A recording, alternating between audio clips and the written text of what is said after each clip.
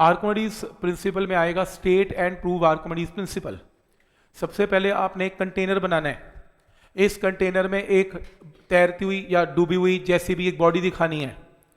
आपने इसका area A लेना है। आपने क्या लेना है, इसकी हाइट h लेनी है और यहां से लेके यहां तक का डिस्टेंस x लेना है।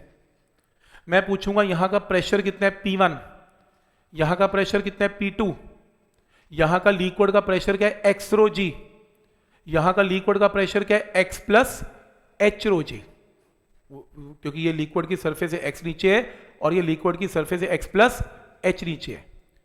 तो रो इसमें डेंसिटी ऑफ लिक्विड है। करें स्टार्ट। तो आर्किमिडीज प्रिंसिपल कहता है it states that when a body is immerse completely या पार्शियली इन अ लिक्विड, पूरी डूबे आधी डूबे, इट लूजेस वेट, वेट तो लूज करेगी और वो लॉस इन वेट किसके इक्वल होता है, वेट ऑफ लिक्विड डिस्प्लेस्ड या अपथ्रस्ट, एक ही बात है। तो for example W1 weight in air, W2 weight in liquid, loss in weight is equal to weight of liquid displaced. Loss in weight क्या है, W1 minus W2 equal to weight of liquid displaced. ये मुझे prove करना है Archimedes principal में।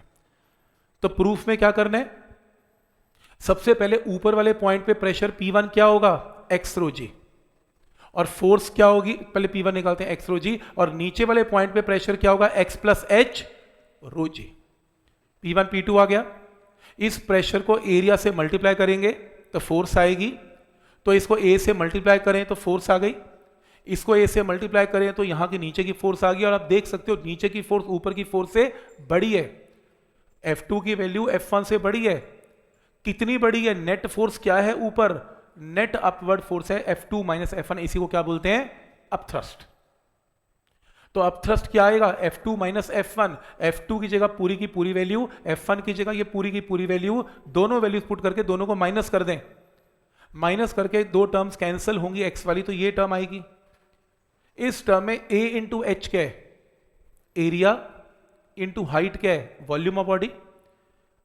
तो इसकी जगह क्या पुट कर दिया, वॉल्यूम, बॉडी का वॉल्यूम और लिक्विड का डिस्प्लेस वॉल्यूम एक ही बात है।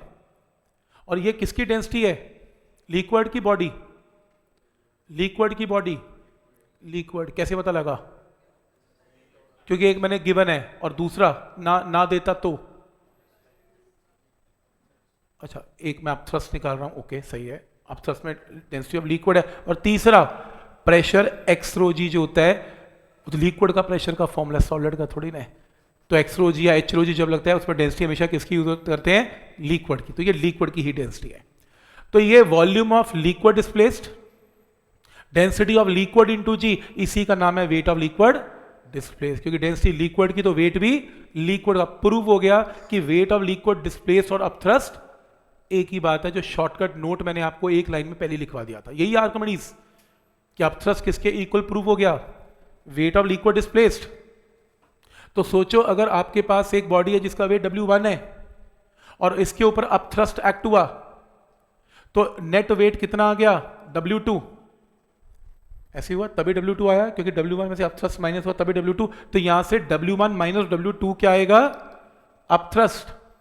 तो W1 माइनस W2 क्या है, अपथ्रस्ट, और अपथ्रस्ट क्या है, वेट ऑफ लिक्विड डिस्प्लेस। यही है आर्किमिडीज प्रिंसिपल।